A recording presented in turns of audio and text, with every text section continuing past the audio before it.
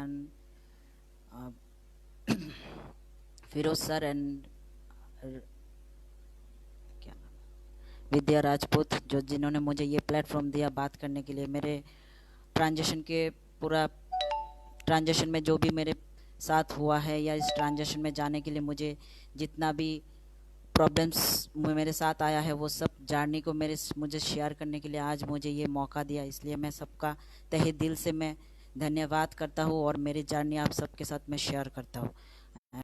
First of all सबको मेरा नमस्कार और आप लोगों का मैं बहुत बहुत आभारी हूँ कि मुझे ये प्लेटफॉर्म दिया। मेरे ट्रांसमैन के हर एक, मेरा आवाज़ नहीं है ये, मेरे ट्रांसमैन, मेरे जैसे जितने सारे ट्रांसमैन हैं सबका आवाज़ है ये।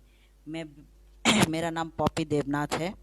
मैं त्रिपुरा के स्टेट से बिलोंग करता हूँ जो नॉर्थ ईस्ट में आता है, और मेरे आज आवाज़ मेरे त्रिपुरा के हर एक ट्रांसमैन के तक पहुँचे, इसलिए मैं ये फील्ड को मैंने चूज़ किया है। ये इस लाइव का शो का मेरा यही मकसद है कि मेरा आवाज़ हर मेरे स्टेट के हर एक भाई तक पहुँचे और वो लोग भी अपना जो लाइफ है उसको आगे कैसे बढ़ाए उसके लिए सोचे। तो मेरा जो जर्नी है, मैं बचपन में एक बायोलॉजिकल में एक हुआ था। मैं 1987 में मेरा डेट पैदा हुआ था मैं। तो जर्नी बोले तो बहुत मुश्किल होता है हम लोगों के लिए, क्योंकि मुझे बेसिकली मुझे जब मैं 4 साल का था तभी मुझे बॉयज़ के कपड़ों से बहुत मुझे गर्ल्स के कपड़ों से मुझे बहुत चिढ़ होता था। जब भी मेरी मम्मी मुझे गर्ल्स के कपड़े पहनाते थे मैं कभी भी उसको पहन के नहीं रखता था, उसको झटपट में उतार के मुझे मेरे भाई का कपड़ा ही पहनना है, क्योंकि हम बचपन से ही मुझे वो कपड़े से मुझे एक हेजिटेशन फील होता था, क्योंकि वो कपड़ा मेरे लिए था ही नहीं।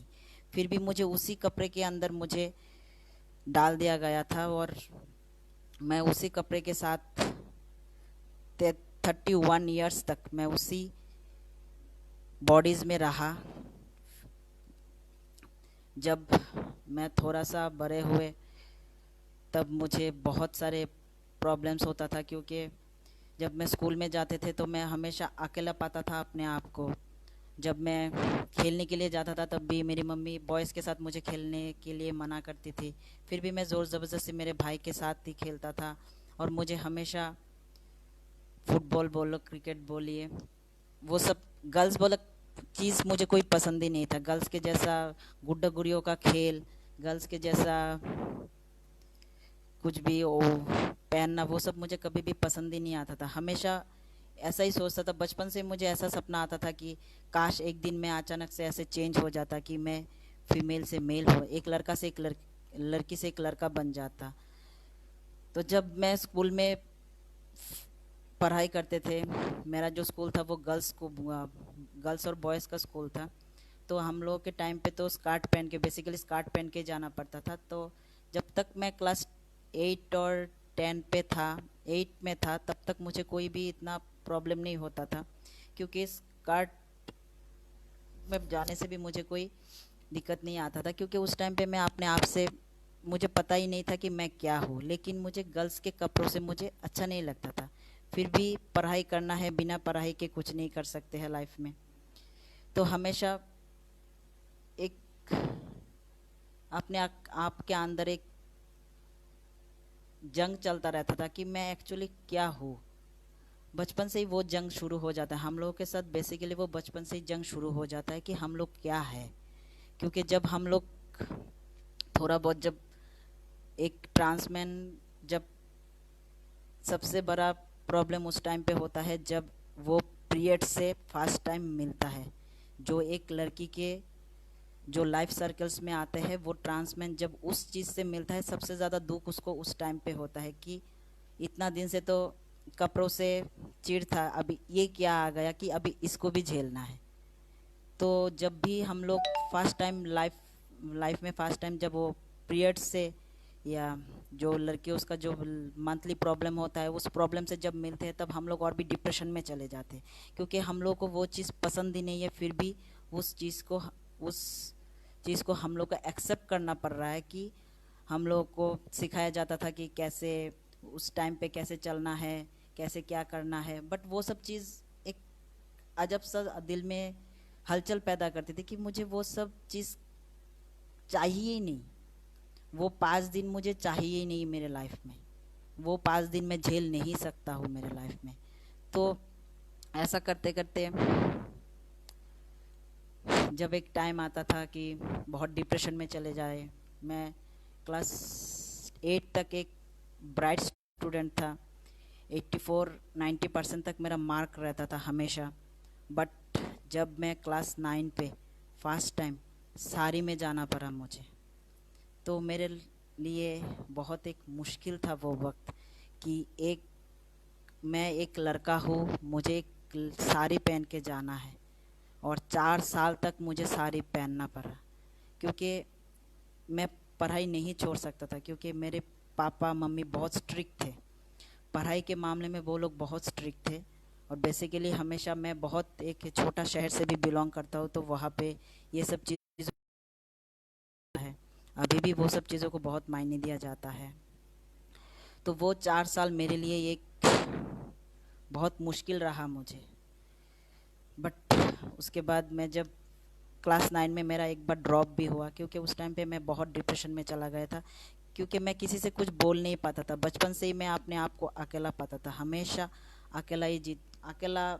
मैं किसी मेरा कोई फ्रेंड सर्कल भी मैं नहीं रखता था, क्योंकि मुझे बॉयज़ के साथ मेरी मम्मी जाने नहीं देगी, गर्ल्स के साथ मुझे अच्छा नहीं लगता है। तो एक बहुत ही मुश्किल था मेरे लिए वो दौर। जब भी मैं वो सब दौर को याद करता हूँ, तो मुझे बहुत दुख लगता है कि हम लोगों के साथ ही ऐसा क्यों होता है। तो जब धीरे धीरे मुझे क्लास 9 का जो ड्रॉप था, उस ड्रॉप के बाद मुझे बहुत मारा भी गया था, क्योंकि मेरे भाई भी बहुत एक ब्राइट स्टूडेंट है, तो उसने भी मुझे मारा भी था। तब मैं समझ नहीं पा रहे थे क्या हो रहा था मेरे साथ, कि मैं तो एक ब्राइट स्टूडेंट था, तो मैं आज अचानक से फेल कैसे हो गया। और फेल भी बहुत ज़ोर ज़बरदस्त में फेल हुआ था। हर सब्जेक्ट में मेरा 35, 2-3 सब्जेक्ट से मैं फेल हुआ था मैं, क्योंकि उस टाइम पे मैं बहुत पढ़ाई में मुझे मेरा मन नहीं लगता था। हमेशा मेरे सर पे दर्द होता था, और दर्द इतना तक बढ़ जाता था कि मैं रात रात भर में सो के रहना पड़ता था मुझे, क्योंकि मैं दिन भर सोचता रहता था कि ये जो पेन है, इस पेन को मैं कैसे दूर करूं, मेरे आप लाइफ से ये इस पेन को मैं कैसे दूर करूं। जब एक टाइम आया कि मुझे अभी और इस दर्द को नहीं झेलना है। मेरे लाइफ में सबसे बड़ा प्रॉब्लम यही था कि एक के बाद एक प्रॉब्लम मेरे लाइफ में आते जाता था। जब मैं क्लास 10 में थे, 10 में मुझे साड़ी पहनना पड़ा। उसके बाद 12 तक मुझे साड़ी पहन के रहना पड़ा, और हमें कभी भी मुझे साड़ी पहनना नहीं आता था। हमेशा मेरी मम्मी मुझे साड़ी पहना के देती थी और डांटती भी थी। जिस दिन भी मेरे मम्मी के साथ मेरा गुस्सा होता था, उस दिन मैं कभी मेरे मम्मी मुझे साड़ी नहीं पहनाती थी। उस दिन मुझे मजबूरन किसी भी तरह साड़ी को लपट के रोड में चल के जाना है। और सबसे बड़ा प्रॉब्लम, जब रोड में चल के हम लोग जाते हैं, तब एक जो एक पे कि कोई मुझे साड़ी में देख रहा है, तो वो दर्द मेरे दिल पे ऐसा लगता था कि मुझे साड़ी में क्यों देख रहे हैं लोग, मुझे तो शर्ट पैंट में देखना चाहिए था। वो आज भी वो मुझे कभी कभी दुख भी लगता है और हंसी भी लगता है कि मेरे साथ ऐसा ऐसा हुआ है। मेरे साथ नहीं, मेरे जैसे हर एक ट्रांस मैन के साथ ऐसा ही होता है कि वो, क्योंकि अभी तो सलवार कमीज आ गया है, तो थोड़ा सा वो लोग उतना हेजिटेशन फील नहीं करता है, बट उस टाइम पे साड़ी में तो बहुत हेजिटेशन फील होता है। क्लास 10-12 तक मेरा किसी भी तरह चला। क्लास 12 में मेरा रिज़ल्ट भी बहुत ख़राब हुआ था। 50% से मैं पास आउट हुए थे बोर्ड का एग्ज़ाम, क्योंकि उस टाइम पे मैं बहुत डिप्रेशन में चला गया था, और एक लड़की के साथ मेरा प्यार भी हो गया था। तो उस चीज़ की वजह से भी शायद थोड़ा सा मैं मेरा एग्ज़ाम में, मैं पढ़ाई में मैं ध्यान नहीं दे पाता था। बट धीरे धीरे जब ये सब चीज़ों से उभरा, तो मेरे लाइफ में और एक प्रॉब्लम्स आ गया कि मेरी मम्मी, जब मैं कॉलेज फर्स्ट ईयर में था तब से मेरी मम्मी बीमार होना शुरू हो गई।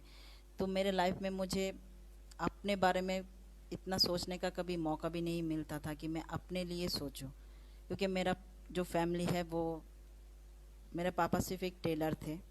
उस टेलरिंग से मुझे और मेरे भाई को पढ़ाया लिखाया। आज मेरा भाई एक अच्छे लेवल पे है, एज ए प्रोफेसर। हम मेरे स्टेट में जॉब करता है, गवर्नमेंट जॉब करता है, गैजेट ऑफिसर है। तो हमेशा मुझे यही टेंशन रहता था कि मेरे वजह से मेरे फैमिली को कुछ न प्रॉब्लम हो, क्योंकि मैं मेरे फैमिली से, मैं क्या, हर कोई, हम लोग हर कोई अपने फैमिली से बहुत प्यार करते हैं। तो उस प्यार को हमेशा ऐसा डर लगता था कि अगर मैं कुछ बोल देंगे तो उन लोगों का जो मेरे ऊपर प्यार है वो प्यार कम हो जाएगा। लेकिन शायद मैं कहीं पे गलत था। मैंने बहुत बार कोशिश भी किया, कि ऐसा नहीं कि मैंने कोशिश नहीं किया। जब भी मेरे साथ कुछ प्रॉब्लम होता था या कुछ वो लोग मुझे बोलते थे, मैं हमेशा मेरे मम्मी से शेयर करने के लिए कोशिश किया कि मेरे जो प्रॉब्लम है उसको समझो। कि कभी भी मुझे लड़का के साथ देखने से मेरी मम्मी मुझे बहुत ही मारती थी कि मैं एक लड़का के साथ घूम के आ गया। लेकिन तब मैं सिर्फ यही बोलते थे उनको कि तुम लोग जैसा सोच रहे हो वैसा कुछ भी नहीं है। मैं एक वो लाइफ मैं सोच ही नहीं सकता जैसे आप लोग सोच रहे हो। मैं डिफरेंट हूँ। मैं जब भी मुझे वो लोग, मेरी मम्मी, मेरे पापा, मेरे भाई कुछ भी बोलते थे, तब मैं हमेशा उस चीज़ को मैं दिल से फील करता था कि वो लोग क्यों नहीं समझते मुझे। बहुत देर तक मैं रोते भी थे। तो बीच में मैं एक बात बोलने के लिए जा रहा हूँ। मेरा भाई भी मेरे साथ आज इस लाइव को देख रहे हैं। मेरे भाई को मैं थैंक यू बोलना चाहेंगे, और यही बोलना चाहेंगे थैंक यू कि तूने मेरे इस शो को देखने के लिए आया। तूने मुझे इतना प्यार दिया कि आज तू देख रहा है इस शो को, तो मुझे बहुत अच्छा लग रहा है मेरे भाई। थैंक यू भैया। तो हमेशा मेरे इस चीज़ को लेके मुझे हमेशा मारा पीटा जाता था कि मैं लड़कियों के जैसा क्यों नहीं रहता हूँ, लड़कियों के जैसा क्यों नहीं रहता हूँ, लड़कों के जैसा क्यों रहता हूँ। तो मैं कभी भी उन लोगों को समझा नहीं पाते थे कि मैं ऐसा हूँ ही नहीं। जो तुम लोग समझते हो मैं वैसा हूँ ही नहीं। बहुत ज़ोर ज़बरदस्ती भी, कि मुझे कभी कभार मुझे ड्रेस भी नहीं दिया जाता था। एक बार तो मेरे पापा ने ड्रेस खरीद के लाया, मैंने उस ड्रेस को पहना ही नहीं, क्योंकि वो लड़की का ड्रेस था। जो लड़की का ड्रेस मुझे पहनना ही नहीं है, कभी भी मुझे लड़की का ड्रेस पहनना ही नहीं है। तो इस वजह से मैं एक ही कपड़े में मैं साल भी बिताता था, क्योंकि वो लोग, मेरे भाई भी कुछ भी चूज़ करेगा, मेरी मम्मी, मेरे पापा, जो भी वो लोग चूज़ करेंगे एज ए गर्ल का चूज़ करते थे। जो मुझे कभी भी गवारा नहीं होता था कि मैं लड़की का कपड़ा पहनूं। तो मैं 12 के बाद ही मैंने लड़की का कपड़ा पहनना छोड़ दिया था। टोटली मैंने छोड़ दिया था। चाहे तो वो मेरे घर वाले जितना भी टॉर्चर करे, जितना भी मारे, जितना भी पीटे, मैं नहीं पहनेंगे, मतलब नहीं पहनेंगे। मैं हमेशा जब भी टीचर के घर में जाता था तब मैं बॉयज़ का कपड़ा ही पहनता था। बट जब स्कूल में जाता था तब मुझे मजबूरन साड़ी पहनना पड़ता था। बट इस वजह से मैं बंक भी मारता था। बंक मतलब 12 बजे का है और 10 बजे का स्कूल है, मैं 12 बजे आराम से जाएंगे, सिर्फ प्रैक्टिकल के लिए जाता था, क्योंकि मैं एक साइंस का स्टूडेंट हूँ। प्रैक्टिकल हम लोग के लिए इम्पोर्टेंट होता है। मैं हमेशा सिर्फ प्रैक्टिकल के लिए जाता था। तो धीरे धीरे ऐसा करते करते मेरे एक जर्नी ख़त्म हुआ था। बट मेरे मम्मी का पापा के साथ मेरा रिश्ता, जो बचपन बच्चों का रिश्ता होता है एक माँ पापा के साथ हमेशा प्यार से रहना, वो बहुत पहले ही ख़त्म हो गया था। सिर्फ एक मेरा जो सोल है और मेरा जो बॉडी है, सिर्फ इस दो दी- दो चीज़ के रिलेशन की वजह से। मेरे मम्मी को पापा को मैंने बहुत साल पहले ही अलग होते हुए देखा मुझसे, क्योंकि कभी कभार हम लोगों के बीच में, मेरे फैमिली में हमेशा झगड़ा होता था। कि सबसे ज़्यादा प्रॉब्लम उसको उन लोगों को होता था कि मुझे लेके हमेशा घर में एक माहौल, झगड़ा का माहौल बना रहता था, जो मुझे कभी पसंद नहीं लगता था। तो ऐसा करते करते मैं रिलेटिव से भी मैं दूर जाने लगा। जब भी मैं पापा के साथ या मम्मी के साथ या भाई के साथ कहीं पे भी जाऊँ, तो लोग मुझे देख के यही बोलता था कि ये लड़का है या लड़की है। तो मैं आज सबको यही बोलना चाहेंगे, एक लड़का या लड़की, ये वो क्वेश्चन सबसे बड़ा बात नहीं है। बड़ा बात होता है कि एक इंसान है, इंसान को पहचानिए। अगर एक लड़की होती तो लड़की का ही कपड़ा पहनती, लड़कों के जैसा नहीं पहनती है। एक लड़का होता है तो लड़का का कपड़ा ही पहनता है, लड़की का कपड़ा नहीं पहनता है। जो क्वेश्चन मार्क आता है सोसाइटी में कि एक लड़का है या लड़की है, तो ये क्वेश्चन मार्क आना ही नहीं चाहिए। क्योंकि आपके एक क्वेश्चन से उस इंसान के ऊपर बहुत तकलीफ़ें आता है, वो अंदर ही अंदर से टूट भी जाता है, और अपने फैमिली की नज़र में भी बहुत उसको ज़िल्लत होना पड़ता है। क्योंकि घर में जाने के बाद हमेशा यही वो बोलते हैं कि तेरी वजह से इंसल्ट हो गया, तू ऐसा क्यों पहनता है। बहुत कुछ आता था ऐसा। तो धीरे धीरे ये सब चीज़ बहुत, मैं अपने मम्मी पापा को बहुत साल पहले ही मुझे अलग होते देखा था मुझसे। 2010 के बाद 2011 में मेरी मम्मी एक्सपायर कर गई है। उनको कैंसर से उनका मौत हो गया था। जब उनका डेथ होने लगा तब मुझे वो पहचानी कि मैं क्या हूँ। क्योंकि उस टाइम पे मेरे फैमिली में सिर्फ मैं और मेरा भाई और मेरे मम्मी और पापा ही था, हम 4 लोग ही हैं। तो मेरा भाई यूपी में पढ़ाई करता था, तो हम मम्मी के साथ हमेशा टच में मैं ही रहता था। तो उस टाइम पे मैंने उनको एक बच्चे के जैसा पाला है। वो दौर भी मेरे लिए बहुत कभी कभी दुख भी देता है और अच्छा भी लगता है कि मेरा जो मम्मी पापा के ऊपर जो एक बच्चे का ज़िम्मेदारी है, वो ज़िम्मेदारी मैंने अपना पूरी तरीके से निभाया। जब भी मुझे जहाँ पे भी जैसे डाला गया, मैं वहाँ पे मेरा जो ज़िम्मेदारी था मैंने वो पूरा निभाया। क्योंकि एक 21 साल का बच्चा एक माँ को बच्चे के जैसा पाल रहा है। मुझे पता नहीं कि वो मेरे लिए कैसे मैं वो काम कर पाए थे, मुझे कुछ भी पता नहीं था। बट मेरे अंदर वो ताकत आ गया था कि मेरी मम्मी को मैं एक बच्चे के जैसा उस टाइम पे पालूँ। तो 6 महीने के बाद ही मेरी मम्मी का एक्सपायर्ड हो गया। उसके बाद मेरे पापा 2016 में एक्सपायर्ड हो गए। उसके बाद घर में बहुत परेशानी होने लगा मुझे लेके। उसके बाद मैं 2014 में मैं घर छोड़ दिया था। 2015 में मैं घर छोड़ दिया था, क्योंकि मुझसे और रहा नहीं जाता था। उन लोगों के बीच में मुझे और रहा नहीं जाता था। मुझे हमेशा ऐसा लगता था कि मेरे वजह से मेरे पेरेंट्स को प्रॉब्लम हो रहा है, मेरे फैमिली को प्रॉब्लम हो रहा है, मेरे भाई के फैमिली को प्रॉब्लम हो रहा है। इसीलिए मैं घर छोड़ दिया था। मैंने किसी से कुछ शिकवा नहीं किया, गिला नहीं किया, क्योंकि उस टाइम पे भी मुझे पता नहीं था कि एक्चुअली मैं क्या हूँ। फिर मैं 2014 में सत्य में विजेता का प्रोग्राम देखा था, LGBTQ का। वहाँ पे मुझे पता चला मैं क्या हूँ। उस दिन मुझे अब अंदर से हिला के रख दिया था कि मैं एक्चुअली एक गलत बॉडी में पैदा हुआ हूँ, जो वो बॉडी मेरा है ही नहीं। तो ऐसा करते करते मैं घर छोड़ के आ गया। घर छोड़ने के बाद भी मैं जहाँ पे भी मैं जॉब करने के लिए जाता था, वहाँ पे मुझे प्रॉब्लम होता था। क्योंकि मैं एक गर्ल्स के बॉडी में हूँ और मुझे एक बॉयज़ का कपड़ा पहनता था, तो मुझे बहुत, मैं जहाँ पे जॉब करता था वो जॉब भी मैंने छोड़ दिया था। उसके बाद धीरे धीरे मैंने वो जॉब चेंज करके मैं दूसरा जॉब में ज्वाइन किया। उसके बाद मैं ज्वाइन करने के बाद मैं जब अपना सर्जरी कैसे करूँ उसके लिए मैंने ढूंढना शुरू किया। तो ढूंढते ढूंढते मुझे मुझे सत्य में विजेता का एक नंबर मिला, जो एनजीओ का नंबर होता है। उस नंबर से मैंने कांटेक्ट करके मैंने पूरा कैसे क्या करना है वो सब उन लोगों ने मुझे समझाया कि ऐसे ऐसे तुमको इस ट्रीटमेंट पे जाना है। उसके बाद मैंने अपना ट्रीटमेंट शुरू किया 2018 में। मेरा ट्रीटमेंट नहीं बोलते, इसको बोलते ट्रांजिशन बोलते हैं। तो इस ट्रांजिशन को मैंने 2018 में शुरू किया था।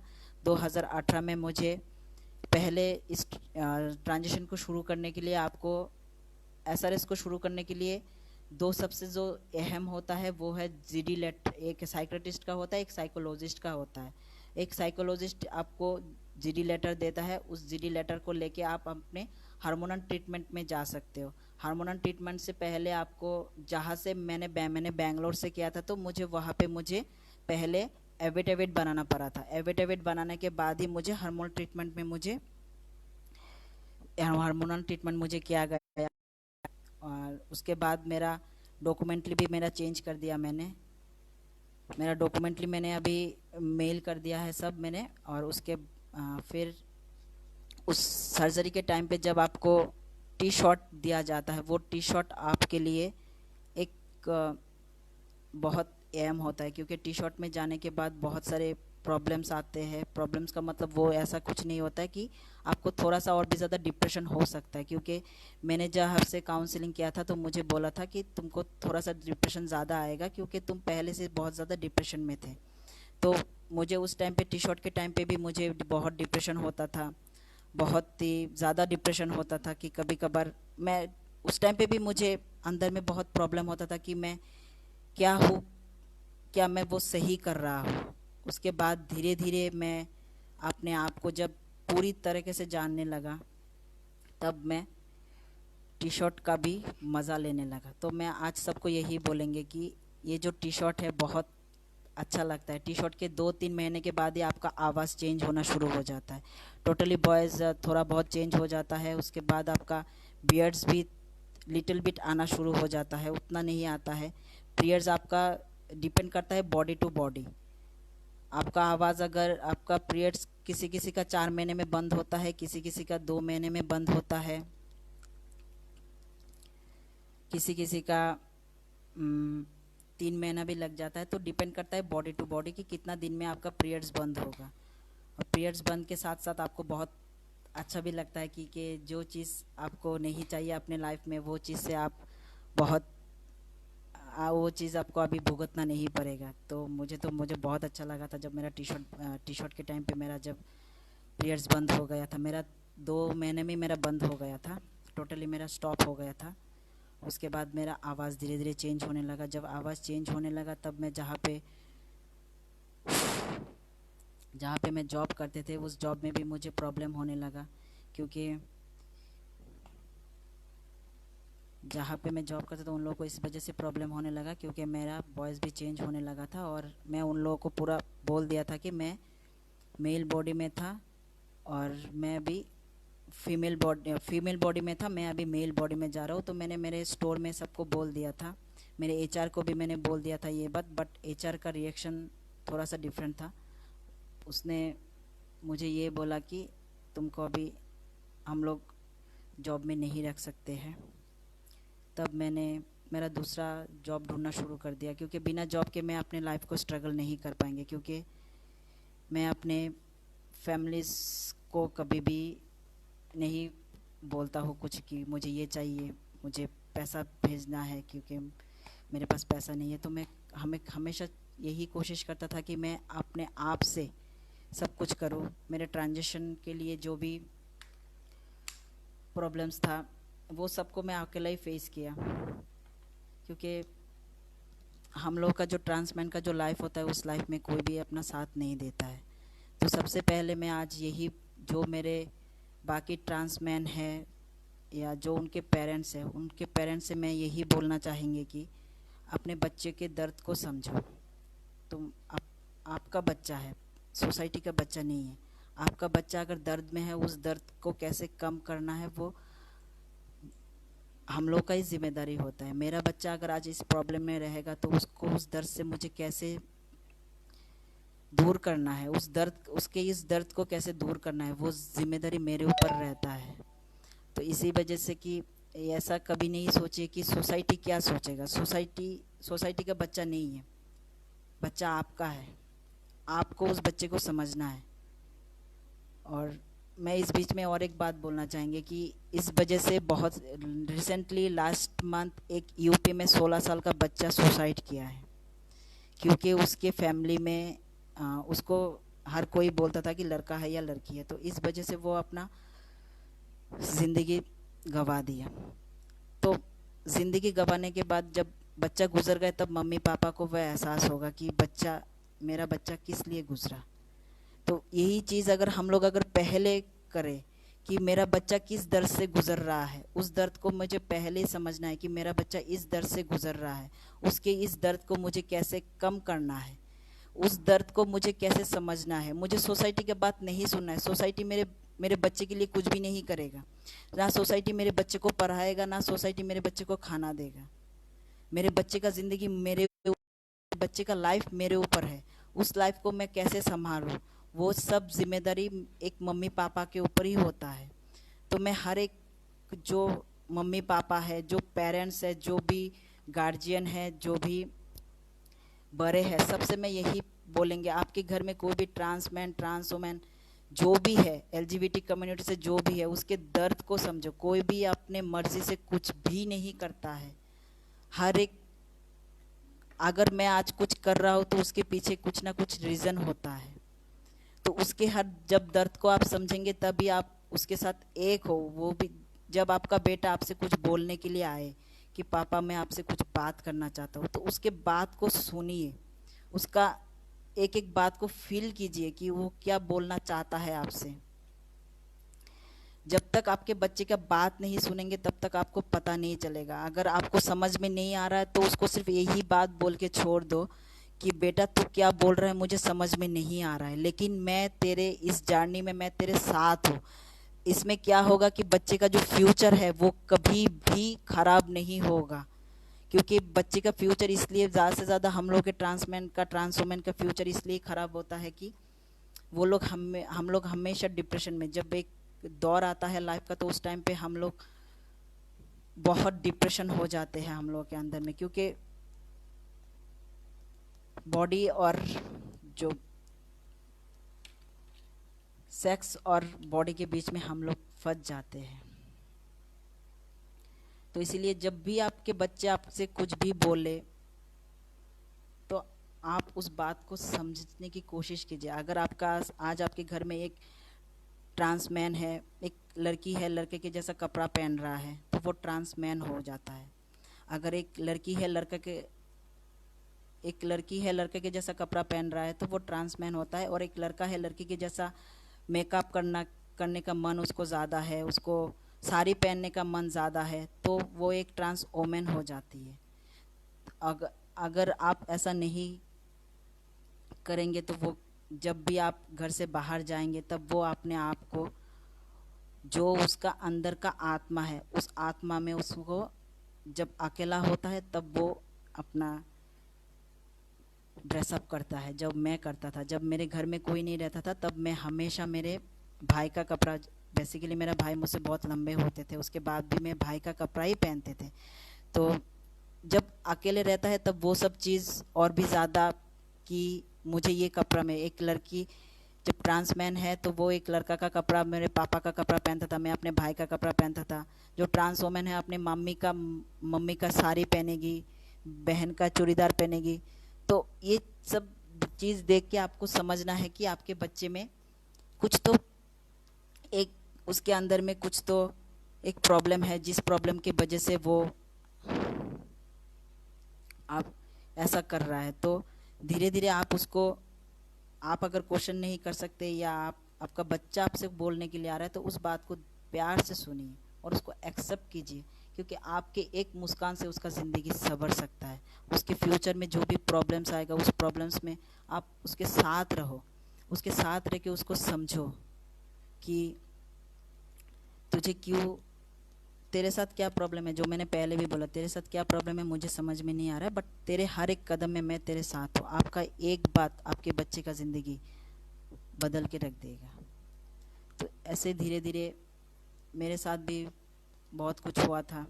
तो इसलिए मैं आज ये सब बात मैं इसलिए शेयर कर रहा हूँ कि हम लोग हमेशा, जो फैमिली से जो फैमिली एक्सेप्ट करते हैं उन लोगों को इतना दर्द नहीं होता। जो फैमिली एक्सेप्ट नहीं करता है उन लोग को बहुत तकलीफ़ों से गुजरना पड़ता है, क्योंकि बहुत सारे बंदे ऐसे भी होते हैं कि पढ़ाई छोड़ देता है बीच में, क्योंकि एक गर्ल्स स्कूल में जाना पड़ेगा, एक गर्ल्स स्कूल में जाना पड़ेगा बोल के एक पढ़ाई छोड़ दे के उसके बाद ऐसे ही घर में बैठे रहते हैं। और बहुत सारों का तो शादी भी करा दिया जाता है ज़ोर ज़बरदस्ती। जब बहुत अभी मैं दिल्ली में आके बहुत सारे ऐसे भाइयों से मिला मैं, जब भी वो लोग शादी कराने के लिए जाते हैं फैमिली, तो वो लोग घर से भाग आते हैं। तो ये सब प्रॉब्लम शायद आता ही नहीं जब आप अपने बच्चे को समझेंगे। तो मैं सबसे सिर्फ यही रिक्वेस्ट करना चाहेंगे कि आप अपने बच्चे को समझो, अपने बच्चे के दर्द को समझो, तो फ्यूचर में ये चीज़ बहुत अच्छा हो सकता है। तो शायद अभी मैं थोड़ा सा सवाल ले लेता हूँ, पता नहीं कि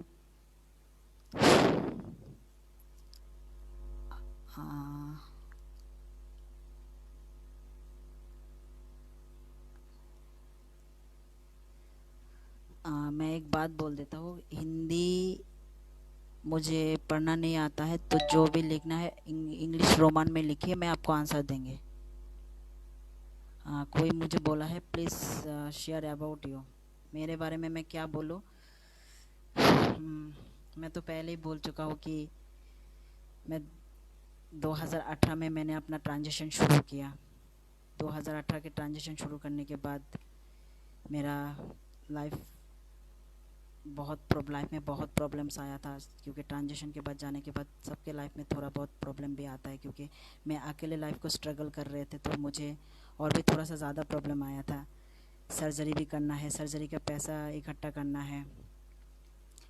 तो मेरे बारे में सिर्फ मैं यही बोलेंगे कि मैं अभी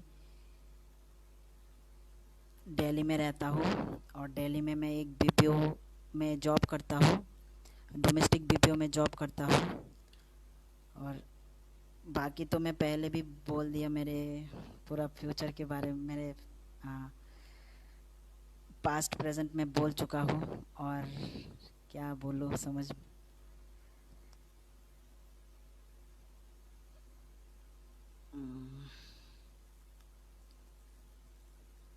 आज मैं बहुत खुश हूँ कि मेरा भाई भी मुझे लाइव देख रहा है, इसलिए मेरे भाई को मैं बहुत बहुत थैंक यू बोल रहा हूँ कि मेरा भाई मेरे साथ जुड़ा है। किसी ने बोला कि बेंगलोर लाइफ को शेयर करो, बेंगलोर लाइफ को शेयर करो। बेंगलोर अच्छा था, बहुत अच्छा था, क्योंकि बेंगलोर से मैंने अपना ट्रांजिशन शुरू किया। अपना ट्रांजिशन, जो बेंगलोर में हॉस्पिटल है वो रामाया हॉस्पिटल है। वहाँ पे एसआरएस का फुल प्रोसेस वो लोग उस हॉस्पिटल में रखते हैं।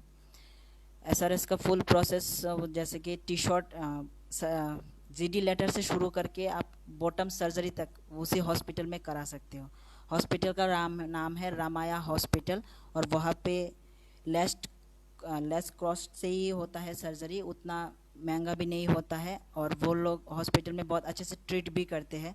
आपको कभी फील ही नहीं होगा कि उस हॉस्पिटल में आप कभी अपने आप को गलत महसूस नहीं करोगे, या कुछ हेजिटेशन फील नहीं करोगे उस हॉस्पिटल में जाने के बाद। बहुत अच्छा हॉस्पिटल है। और मेरा सर्जरी उस हॉस्पिटल का डॉक्टर कुमार स्वामी किया था। मेरा एक सर्जरी हुआ है और भी मेरा 2 सर्जरी बाकी है, तो उसके लिए मैं थोड़ा सा टाइम दे रहा हूँ, क्योंकि मुझे फाइनेंशियली थोड़ा सा प्रॉब्लम चल रहा है, इसलिए मैं थोड़ा सा टाइम दे रहा हूँ और अपने बॉडी को भी थोड़ा सा स्ट्रॉन्ग करना चाहता हूँ। और सबसे बड़ा बात, जब मैं सर्जरी किया था तब मेरे साथ कोई नहीं था। मेरे बेंगलोर में सब कुछ अच्छा भी हुआ, और मेरे बेंगलोर में मेरे साथ बहुत कुछ बुरा भी हुआ। जब मैं सर्जरी में था, मैं अकेला बंदा, मेरा एक भाई था जो मेरे ग्रुप से आया था।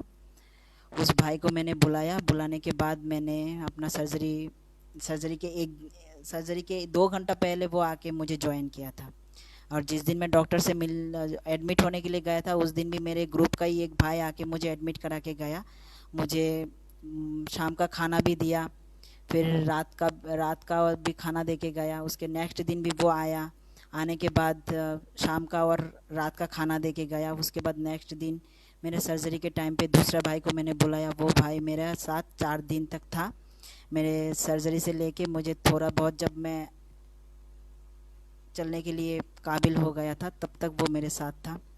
तो एक बहुत बड़ा दर्द था मेरे लिए वो, कि एक सर्जरी के बाद, क्योंकि टॉप सर्जरी में आपका चेस्ट पूरा काटा हुआ होता है। आप अपने हाथ को थोड़ा सा भी, अपने हाथ को कंघी तक नहीं कर सकते हो, आपके हाथ से नहा भी नहीं सकते हो। तो ये सब चीज़ के लिए एक देखभाल करने के लिए एक ज़रूरी होता है।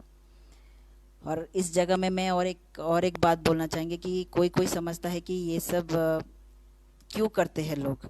तो मैं यही बोलेंगे कि कोई जानबूझ के अपने बॉडी में एक चीर फाड़ भी नहीं करना चाहेगा। हम लोग जानबूझ के नहीं करते हैं, हम लोग उस बॉडी से खुश नहीं होते हैं। क्योंकि जब तक आपका सोल और आपका बॉडी एक नहीं होता है, तब तक आप खुश नहीं रह सकते हो। आज मैं बहुत खुश रहता हूँ क्योंकि मेरा सोल और मेरा बॉडी एक है, वो अलग नहीं है। तो ये चीज़ मेरे लिए बहुत दुख था कि मेरे सर्जरी के टाइम पे कोई भी मेरे साथ नहीं था। और एक हिम्मत भी था कि मैं अकेले इतना बड़ा सर्जरी में अकेले हैंडल किया। तो मेरे लिए वो ये अच्छा भी था। ज़िंदगी के हर एक रेस को अकेले जीतना अच्छा लगता है। आपके तो में और आगे का प्लान और फैमिली तो क्या, आगे का प्लान क्या है? आगे का प्लान तो अभी मुझे मेरा हिस्ट्रोटमी करना है। जो फीमेल पार्ट्स है, जो ओवारी होता है, यूट्रस होता है, फिलिपियन ट्यूब्स होता है, वो सब उसका सर्जरी को हम लोग हिस्ट्रो सर्जरी बोलते हैं। तो हिस्ट्रोटमी करना है मुझे। उसके बाद मुझे अच्छा जॉब का तलाश है, क्योंकि मैं अभी एक लेस सैलरी के जॉब में हूँ। तो मुझे पहले अच्छा जॉब चाहिए। अच्छे जॉब के बाद मुझे शादी करना है। शादी करके अपने फैमिली बसाना है, अपने लाइफ पार्टनर को खुश रखना है। क्योंकि मुझे पता है कि एक लड़की का दर्द क्या होता है। ऊपर वाला ने हम लोगों को ये ज़िंदगी शायद इसलिए दिया है क्योंकि मैं बचपन में हमेशा ऊपर वाला से शिकायत करता था कि मुझे ही क्यों ऐसा बनाया। बट आज मैं जब उस चीज़ को सोचता हूँ तो ऐसा लगता है कि मैं एक पूरा मैं एक संपूर्ण इंसान हूँ। क्योंकि मैं एक लड़की का ज़िंदगी भी जी के आया, एक लड़का का ज़िंदगी भी मुझे पता है। लड़की का ज़िंदगी का दर्द क्या होता है, जो बेसिकली जो बायोलॉजिकल मैन होता है तो उन लोगों को पता नहीं होता है, जो बायोलॉजिकल बॉय होता है तो उन लोगों को पता नहीं होता है। बट हम लोगों को अच्छे से पता होता है कि एक ट्रांसमैन या ट्रांसवोमैन, हम लोग दो ज़िंदगी एक साथ जीते हैं। तो ऊपर वाला का ये आशीर्वाद बोलिए हम लोगों के लिए कि हम लोग एक ही बॉडी में दो बॉडी को समझने के लिए ताकत रखते हैं। क्योंकि नॉर्मल जो बायोलॉजिकल बॉय है वो लोग कभी भी एक ही बॉडी में एक ही इंसान को महसूस करते हैं। हम लोग एक बॉडी में दो इंसान को महसूस करते हैं। तो मैं सबसे लकी हूँ। मेरे जितने सारे ट्रांसमैन ट्रांस वोमेन है, सब कोई सबसे ज़्यादा लकी है हम लोग, क्योंकि हम लोग एक ही बॉडी में दो इंसान को देखते हैं हमेशा। मेरा फैमिली लाइफ भी मैंने शेयर कर दिया, मेरा आगे का प्लान भी मैंने शेयर कर दिया। आप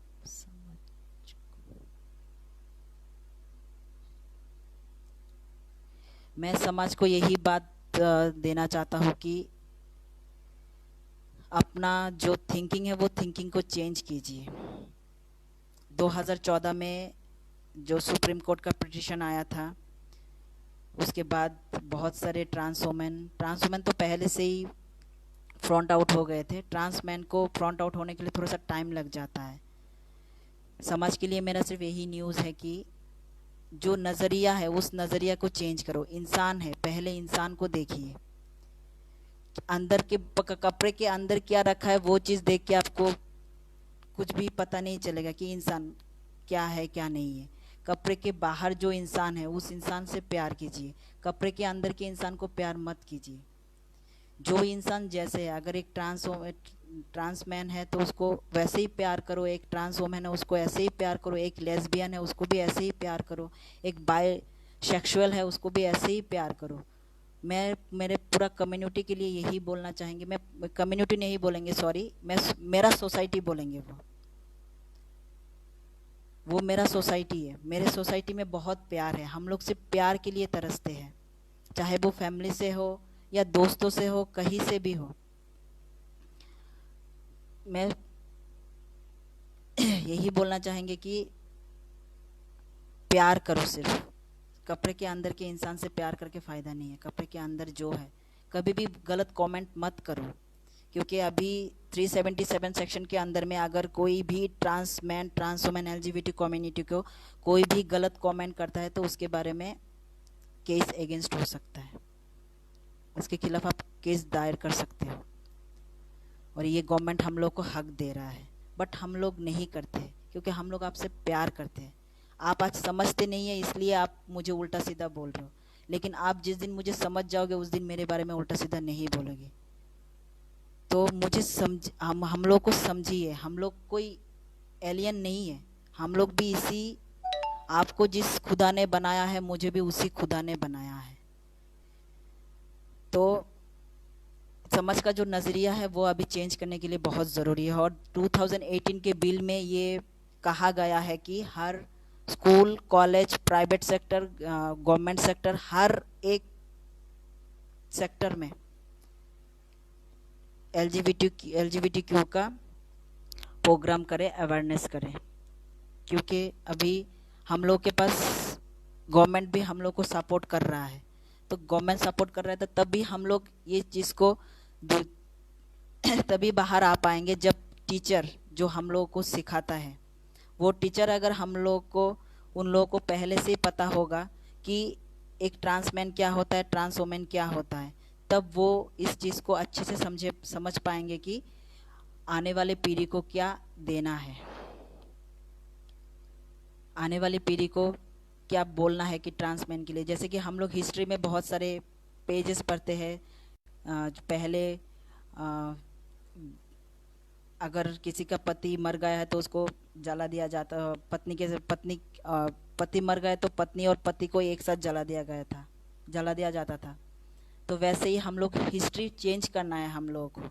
जैसे वो हिस्ट्री चेंज हुआ था, सतीदाह प्रथा चेंज हुआ था, ऐसे आज हम लोगों को ये हिस्ट्री चेंज करना है कि हम लोग समाज से अलग नहीं हैं, हम लोग भी समाज का ही हिस्सा है। हाँ, हम लोग को एक्सेप्ट जितना जल्दी कर सकिए आप लोग करें। अगर आप लोग एक्सेप्ट नहीं करेंगे फिर भी हम लोग दिल से आपका स्वागत करते हैं। हम लोग किसी को गाली नहीं देते, ना हम लोग किसी को उल्टा सीधा बोलते। किसी को गुस्सा इसलिए आता है कि अंदर में एक गुस्सा हमेशा रहता है, क्योंकि वो फैमिली से वो ठुकराया जाता है। और अगर बाहर में भी कुछ लोग उसको गलत बोल रहे तो उसको दुख लगता है कि, और उस टाइम पे ही वो ज़्यादा गुस्सा करता है कि ऐसा क्यों बोल रहे हैं लोग। तो इस चीज़ को दूर करना बहुत ज़रूरी है कि सोसाइटी हमें एक्सेप्ट करें उस चीज़ को बहुत जल्दी, जितना जल्दी समझ पाएंगे सोसाइटी तो बहुत अच्छा है। क्योंकि अभी गवर्नमेंट भी बहुत, इस 2018 का बिल भी बहुत अच्छा बिल आया है। सिर्फ एक ही रिजर्वेशन नहीं आया हम लोगों का, जो ओबीसी का रिजर्वेशन था, उस रिजर्वेशन के, जैसे कि आर्यन पाशा ने कल बोला कि उस रिजर्वेशन के खिलाफ वो था, तो मैं भी उस रिजर्वेशन के खिलाफ ही हूँ। बट हम लोग के लिए बहुत ज़रूरी है वो रिजर्वेशन, क्योंकि हम लोगों में बहुत सारे ऐसे एडुकेटेड भी होते हैं बट अपने जेंडर आइडेंटिटी की वजह से बहुत पीछे रह जाते हैं। जैसे मैं अपने जेंडर आइडेंटिटी की वजह से आज मैं पीछे रह गया। अगर मेरा जो जेंडर है, मेरा जो सेक्सुअलिटी है, वो मुझे अगर नहीं इतना परेशान करता या मुझे इतना डिप्रेशन नहीं करता तो आज मैं भी एक डॉक्टर या इंजीनियर बन जाता और अपने लेवल पे पहुंच जाता। लेकिन उस टाइम पे मैं पढ़ाई नहीं कर पाया था बोल के मैं उस चीज़ से थोड़ा सा पीछे हट गया। बट मैं अभी खुश हूँ, मैं जो भी कर रहा हूँ, क्योंकि मैं नहीं मानता कि डॉक्टर इंजीनियर बन के ही दुनिया को बदलना है। तुम एक मामूली इंसान बन के भी दुनिया बदल सकते हो, और जो मामूली इंसान बन के बहुत सारे लोग दुनिया बदले हैं, तो हम लोगों को भी बदलना है आगे। हम लोग बहुत कुछ करना है आगे। अभी ये जंग यहाँ पे ख़त्म नहीं होता है, ये जंग को बहुत आगे लेके जाना है हम लोगों को। और ये जंग भी नहीं है, अपने हक के लिए लड़ाई है, और उसी सोसाइटी से हम लोग लड़ते हैं जिस सोसाइटी के हम हिस्सा है। तो अलग मत करो सोसाइटी से हम लोगों को। हम लोग आपके घर का बेटा या बेटी है। और यहाँ पे मैं और एक बात बोलना चाहेंगे कि कोई भी ये बात नहीं बोल सकता कि उसका आने वाला जनरेशन ट्रांसजेंडर नहीं होगा। आज आप किसी को बोलेंगे तो कल आपके फैमिली में भी कोई ना कोई निकल सकता है। तो किसी के ऊपर, किसी को उल्टा सीधा बोलने से पहले या किसी के ऊपर उंगली करने से पहले ये बात सोच लीजिएगा कि आपके फैमिली में भी कोई हो सकता है। आज अगर आप दूसरे की फैमिली को बोलेंगे कि आपके घर में एक ट्रांस तेरा बेटा या तेरा बेटी ऐसे चलता है, तो हो सकता है कि आपके फैमिली में भी वो रिटर्न आ सकता है। ऐसा कोई भी फैमिली ये गारंटी दे के नहीं बोल सकेगा कि उसके घर में कभी भी ट्रांसमैन ट्रांसवुमन पैदा नहीं होता होगा। शायद मैं कुछ ज़्यादा ही बोल दे रहा हूँ। एक्चुअली ये मेरा फर्स्ट लाइव है, तो मुझे थोड़ा सा नर्वसनेस भी फील हो रहा है। और फिरोज सर भी बोला है कि मुझे थोड़ा सा पहले अपना बायो रेडी करना था। हाँ सर, रेडी किया था, बट थोड़ा सा नर्वसनेस हो रहा हूँ मैं, और कुछ नहीं है। बट मैं कोशिश करेंगे कि सबका जितना सारा क्वेश्चन है मुझे क्वेश्चन कीजिए, मैं आंसर देते जाएंगे, उसमें कोई प्रॉब्लम नहीं है। और सबसे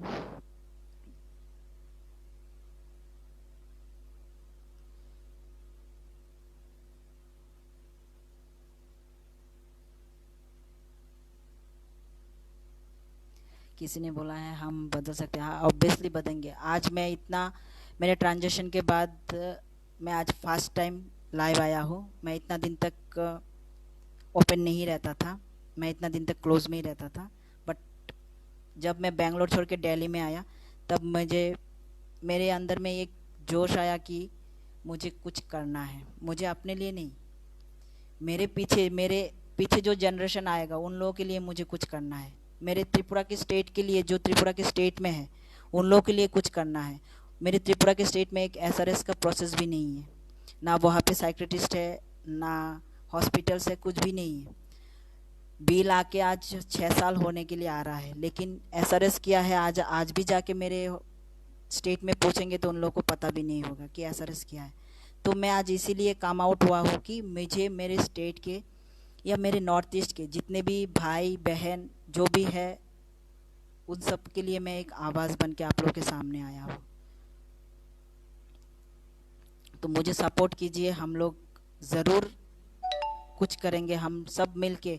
जितना सारा एनजीओ है, मितवा जो छत्तीसगढ़ में है, फिर हम सफ़र ट्रस्ट मुंबई में है, मैंने उन लोगों से भी बात किया, तो उन लोगों ने भी मुझे बोला मुझे सपोर्ट करेंगे।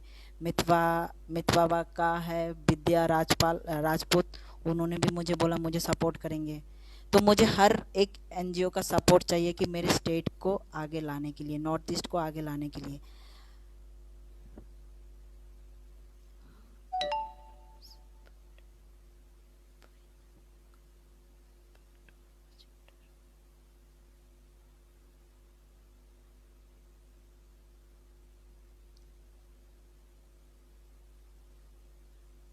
किसी ने बोला है मेरा बात अच्छा है, लोगों को इम्प्रेस करेगा।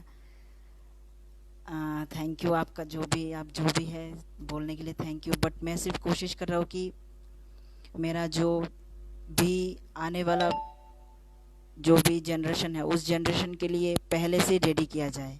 उस जनरेशन को उस दर से ना गुजरना पड़े जिस दर से मैं गुजर के आया, या मेरे पीछे जो मेरे जो सीनियर जो ट्रांसमैन ट्रांसवुमेन है, वो लोग जो गुजर के आए, मेरे आने वाले जनरेशन को वो गुजरना ना पड़े, इसलिए हम लोग इतना लड़ रहे हैं।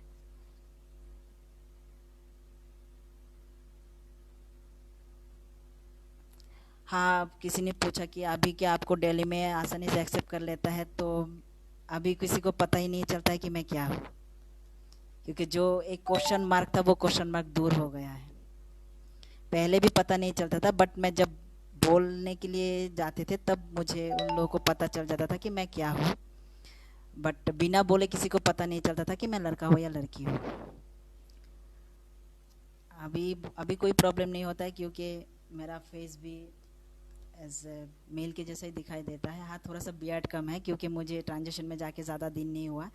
जितना ट्रांजिशन के लिए जितना टाइम, अगर 5 साल हो जाता तो मेरा बियर्ड पूरा आ जाता आज।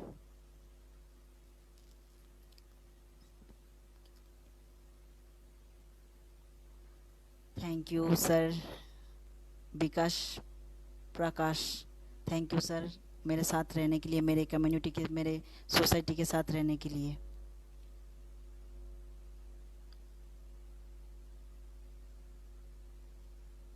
यहाँ पे मैं एक बात बोलना चाहेंगे कि क्वेश्चन मार्क रखना ही नहीं है सोसाइटी को।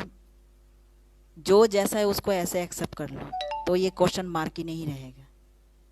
कि जो जैसा है उसको एक्सेप्ट करने से आप जो एक गुस्सा का एक माहौल रहता है, अगर आप अपने रिलेटिव्स में भी जाके किसी को अगर बोलेंगे कि तू ऐसा क्यों रहता है, तो उस रिलेशन में एक दरार आ जाता है। तो क्वेश्चन ही ना करो, वो जैसा है उसको वैसा खुशी मिल रहा है तो उसको खुशी में आपको खुश हो जाओ।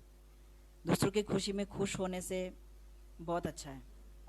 दूसरों के लिए खुश दूसरों के लिए खुशियाँ, हम लोग किसी को पैसा दे के खुशियाँ नहीं दे सकते, बट एक जो स्माइल होता है उस स्माइल से आप किसी का दिल जीत सकते हो। तो एक स्माइल दो हमेशा। सोसाइटी को मैं यही बोलेंगे कि जब भी आपसे कोई ट्रांस वुमेन मिले, एक स्माइल से बात करो, तो उसके दिल का जो दर्द है ना, वो उभर उभर के आपके पास आएगा कि मेरे लाइफ में ऐसा था, मेरे लाइफ में ऐसा था। तो उस हम लोग कुछ नहीं चाहते, सिर्फ प्यार चाहते हैं। अगर 5 मिनट का भी प्यार हो, वही हम मेरे साथ बांटो। मैं दिल खोल के आपके प्यार का एक्सेप्ट करेंगे।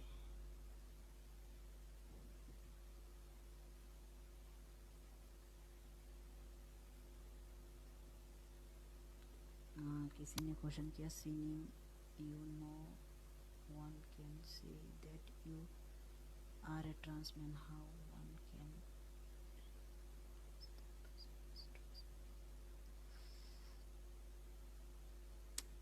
किसी ने क्वेश्चन किया कि see you no one can से।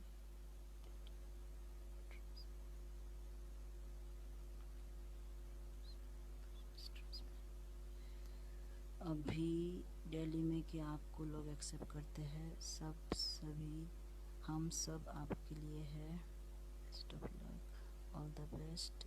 देवनाथ मेरे भाई है handsome. What about sorry what do you want to say about transgender person in 2019 bill?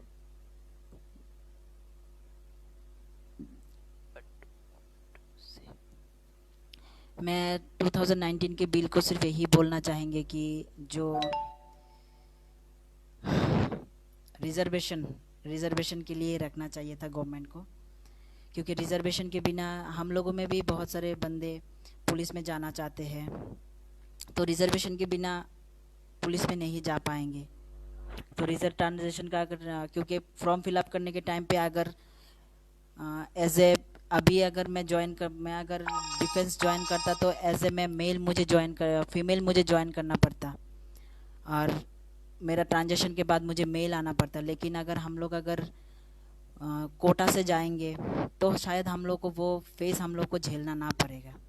तो ये चीज़ मैं बोलना गवर्नमेंट से यही बोलना चाहेंगे कि जो एक ही चीज़ थोड़ा सा कमी रहेगा, या बाकी बिल मुझे बहुत अच्छा लगा। बाकी मेरे सीनियर ने बहुत अच्छा बिल बनाया है, जो भी एनजीओस काम कर रहे हैं वो बहुत अच्छा बिल बनाया है। मैं सबको थैंक यू बोलता हूँ, मेरे जितने सारे ट्रांस वुमेन भाई है, कि बहुत अच्छा बिल है। बट गवर्नमेंट को ये चीज़ नज़र रखना था कि रिजर्वेशन देना है सबको। मैं यहाँ पे और एक बात शेयर करना चाहेंगे कि बहुत सारे लोगों का यही डाउट रहता है कि हम लोग अगर कोई गवर्नमेंट जॉब करेंगे तो हम लोगों को प्रॉब्लम होगा या नहीं होगा। तो मैं यही यहाँ पे यही डाउट क्लियर करना चाहेंगे कि कोई भी प्रॉब्लम नहीं होता है। आप अपना जॉब करते रहे, उसके बाद अपना अगर ट्रांजेक्शन में जाना चाहते हैं तो ट्रांजेक्शन में भी चले जाइए, कोई प्रॉब्लम नहीं है। ट्रांजेक्शन में जाने के बाद आपको डॉक्यूमेंटली चेंज करना पड़ता है, और अभी गवर्नमेंट तो पूरा सपोर्टेबल है कि आप अपना डॉक्यूमेंट चेंज कर सकते हो। तो उसके लिए पहले आपको अगर हार्मोन थेरेपी का एक लेटर चाहिए, जो मेडिकल किसी भी हॉस्पिटल से हो सकता है, चाहे वो प्राइवेट हो या गवर्नमेंट हो। बिल में वो लिखा नहीं था कि प्राइवेट है या गवर्नमेंट है, तो हम लोग इस चीज़ को बोल सकते हैं कि बिल में लिखा नहीं है प्राइवेट है या गवर्नमेंट है। तो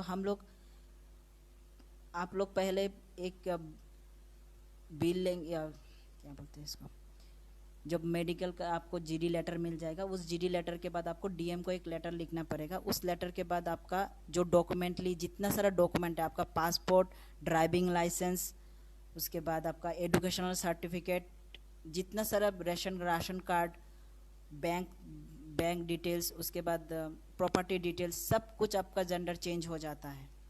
तो इसके लिए कोई टेंशन करने की लिए ज़रूरत नहीं है कि आप गवर्नमेंट जॉब में हैं, आप कर पाएंगे या नहीं कर पाएंगे। सब कोई कर पाएगा, गवर्नमेंट जॉब में जो है वो भी कर पाएगा, जो प्राइवेट जॉब में है वो भी कर पाएगा। क्योंकि पहले हम लोग को यही डर रहता था कि जिस वजह से मैं शायद गवर्नमेंट जॉब में नहीं गया, क्योंकि मुझे पहले हमेशा डर रहता था कि अगर मैं गवर्नमेंट जॉब में जाएंगे तो मैं अपना ज़िंदगी नहीं जी पाएंगे। क्योंकि हम लोग के स्टेट में सबसे ज़्यादा टीचर का जॉब अवेलेबल होता है कि मुझे सारे में कभी जॉब नहीं करना है।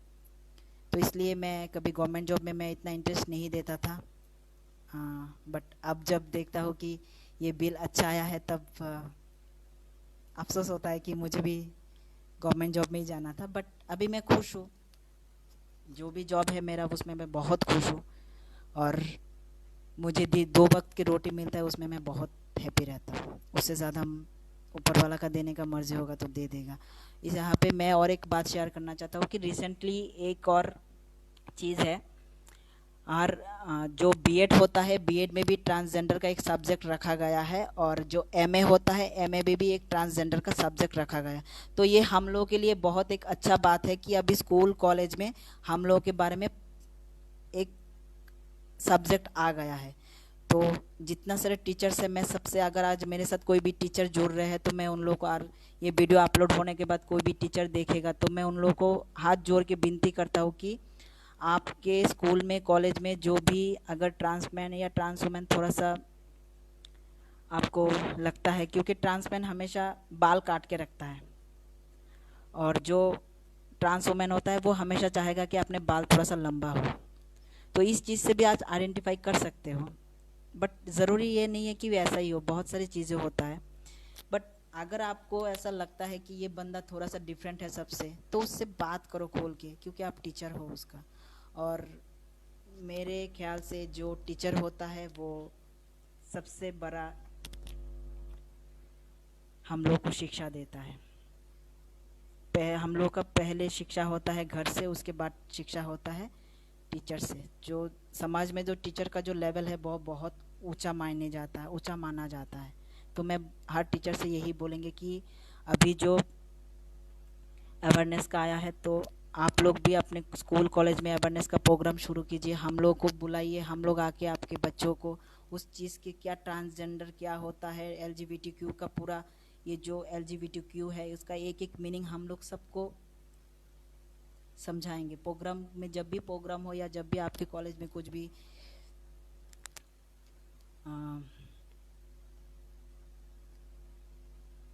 सॉरी मैं भूल गया, जब भी कोई प्रोग्राम हो तब वो हम लोग को बुलाइए, हम लोग सब आपके साथ हैं। हम लोग इस चीज़ के बारे में, आपको एलजीबीटीक्यू के बारे में हम लोग आपको अवेयरनेस देने के लिए हमेशा रेडी है।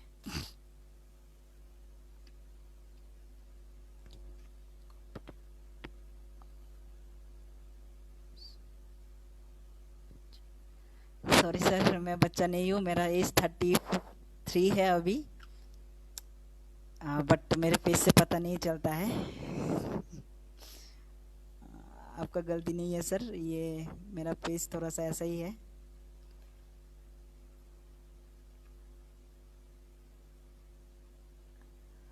और रिप्लाई तो मैं थोड़ा सा क्वेश्चन ढूंढ रहा हूँ, अगर इसके अलावा भी किसी का कोई क्वेश्चन है तो मुझे पूछ सकते हैं। मुझे जितना पता है मैं आपके साथ शेयर करेंगे, क्योंकि मैं इस ट्रांजेक्शन में आके जितना मुझे हुआ मैं उतना सारे नॉलेज लेता चला गया। मैं जितना मुझे हुआ उतना मैं सर्च करता गया कि कहाँ से क्या मैं ढूंढूं। तो मैं ऊपर नीचे स्क्रॉल करके देख रहा हूँ कि किसी का कोई क्वेश्चन छूट तो नहीं गया। टीचर और सोसाइटी को भी जानकारी होना समय है। हाँ सर, कौन है पता, लीना। हाँ, ये बहुत ज़रूरी है कि टीचर और सोसाइटी को भी बहुत इस बारे में जानकारी होने के लिए बहुत ज़रूरी है। इसलिए मैंने बोला कि कोई भी स्कूल में कुछ भी प्रोग्राम होता है हम लोग को बुलाइए, हम लोग आके आपके स्कूल में उस अवेयरनेस का प्लानिंग करेंगे। हम लोग आके ट्रांजेशन क्या बोलते एलजीबीटी सोसाइटी के पूरा जानकारी हम लोग देने के लिए कोशिश करेंगे जितना हम लोग जानते हैं। मैं तो पहले से रेडी हूँ मेरे स्टेट के लिए, कि मेरे स्टेट का किसी भी स्कूल कॉलेज में मुझे बुलाएगा मैं ज़रूर आएंगे, आके मेरे मुझसे जितना हो सके, क्योंकि मैं अभी तक मुझे उतना भी पता नहीं है, जितना मेरे अंदर है मैं पूरा आपको देने के लिए कोशिश करेंगे कि आप लोग मुझसे कुछ तो सीख पाओ।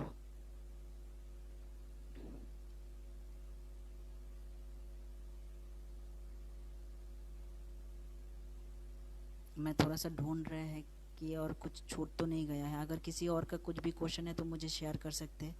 मेरे साथ आज मेरी फ्रेंड भी जुड़ी है जो मेरे त्रिपुरा के स्टेट से ही है, उसके साथ ही मैं घर से आए थे 2015 में, 2015 जनवरी को मैं उसके साथ ही आए थे। तो मैं आज उसको भी बहुत दिल से थैंक यू बोलता हूँ कि तू मेरे साथ जुड़ी। उसका नाम रीना जामातिया है। मैं बहुत थैंकफुल हूँ कि वो लोग मुझे इतना सपोर्ट कर रहे हैं।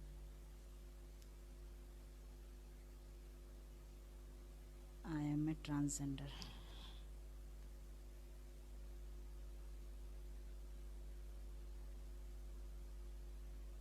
राइट, डेफिनेटली बहुत सुंदर है।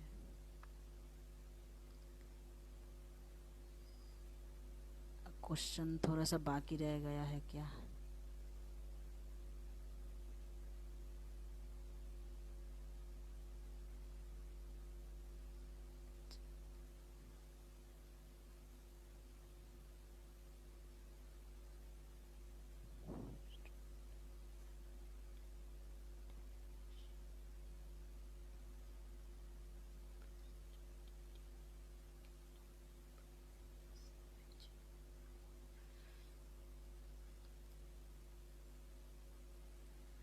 एक्चुअली मुझे पता नहीं चल रहा कि मैं ऑनलाइन में अभी तक हूँ या नहीं हूँ। कोई मुझे नीचे कुछ टाइप करके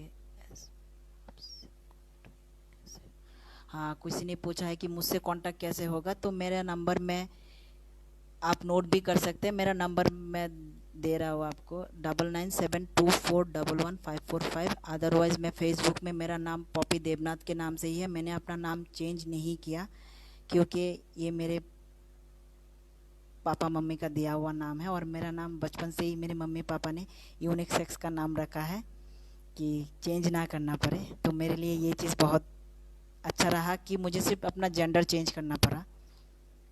और आपका मोबाइल नंबर दीजिए। मैं तो बोल रहे थे 99, आप लिख लीजिए 9972411545।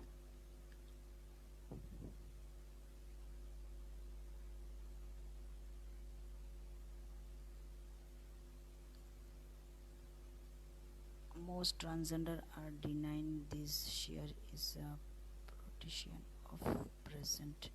Did you get your for this safe future?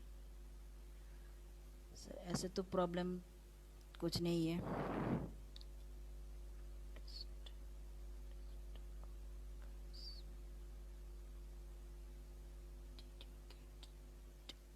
Did you get for a safe future? Sir safe future ही होता है, कोई भी प्रॉब्लम नहीं है। क्योंकि अगर आप फैमिली के साथ भी रहना चाहते तो उसमें भी कोई प्रॉब्लम नहीं है। फिर मैं तो बोलेंगे किसी को भी घर नहीं छोड़ने के लिए। मैं हमेशा किसी सबको सजेस्ट यही करेंगे कि घर मत छोड़ो, क्योंकि घर छोड़ के तुम कहाँ कहाँ भटकोगे। इससे अच्छा कि घर में रहो, अपने मम्मी पापा को, अपने फैमिली को, अपने रिलेटिव्स को इस चीज़ को समझाओ। अभी तुम लोगों के लिए बहुत आसान है, क्योंकि हम लोगों के टाइम पे कोई भी ट्रांस मैन बाहर नहीं आया था।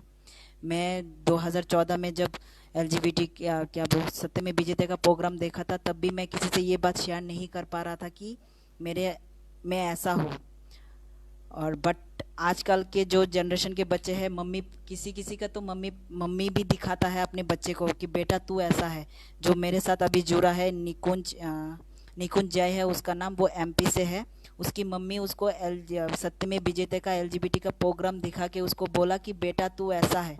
तो मैं ऐसा माँ बाप हर एक के घर में देखना चाहता हूँ कि अपने बच्चे को ये बोले अपने बच्चे के बारे में वो लोग खुद से हर एक गूगल में सर्च करे कि मेरा बेटा ऐसा क्यों है। तो वो बच्चा कितना लकी है कि उसकी माँ आके उसको सपोर्ट करके बोल रहा है कि बेटा तू ऐसा है। जिस दिन वो मुझे ये बात बोला तो मुझे ऐसा लगा काश मेरे मम्मी पापा, मेरा भाई या मेरा फैमिली का कोई रिलेटिव्स मुझे ये बात बोलता तो मैं शायद आंसू मेरा रोक नहीं पाता मैं। तो वो हर बच्चे को ये जब फील होता है कि ये उसके मम्मी पापा, उसके भाई, उसकी बहन उसको ये चीज़ समझा रहा है कि तू ऐसा है। मैं जिसका बात बोल रहा हूँ उसको पता भी नहीं था कि वो ऐसा है। उसके माँ उसको ये वीडियो दिखाई कि बोली, और वो भी माँ गांव की है, ऐसा नहीं कि हाई सोसाइटी से है, ऐसा नहीं कि वो इतना पढ़ी लिखी भी है।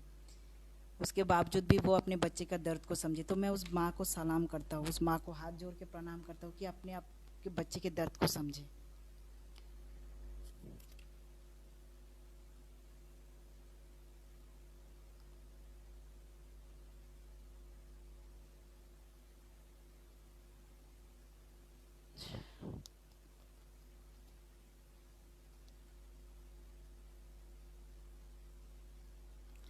हाँ, पेरेंट्स के प्रॉपर्टी में, यस सर, पेरेंट्स के प्रॉपर्टी में भी शर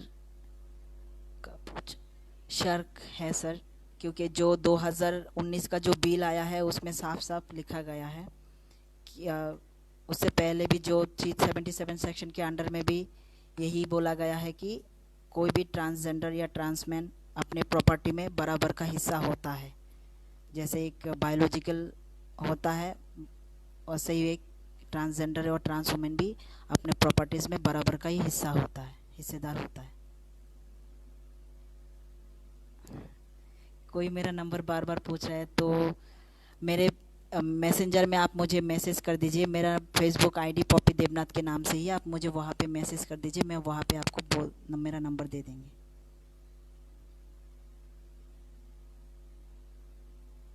हम्म, तो मैं फिर से यही बोलेंगे कि डॉक्टर फिरोज़ खान सर का भी मैं बहुत आभारी हूँ कि उन्होंने मुझे ये मंच दिया आज मुझे बात करने के लिए। मुझे पता नहीं कि मैं इतना कॉन्फिडेंटली बोल पाया या नहीं, बट जितना मुझसे हुआ मैं उतना शेयर करते गया। क्योंकि आज मेरा ये फर्स्ट टाइम मेरा लाइव है, तो थोड़ा बहुत अगर कुछ प्रॉब्लम भी हुआ है, तो अगर किसी को कुछ समझ में नहीं आया है या किसी कहीं पे मेरा छूट गया है तो मैं बहुत सॉरी बोलता हूँ। और आप सबको मेरा साथ देने के लिए थैंक यू दिल से।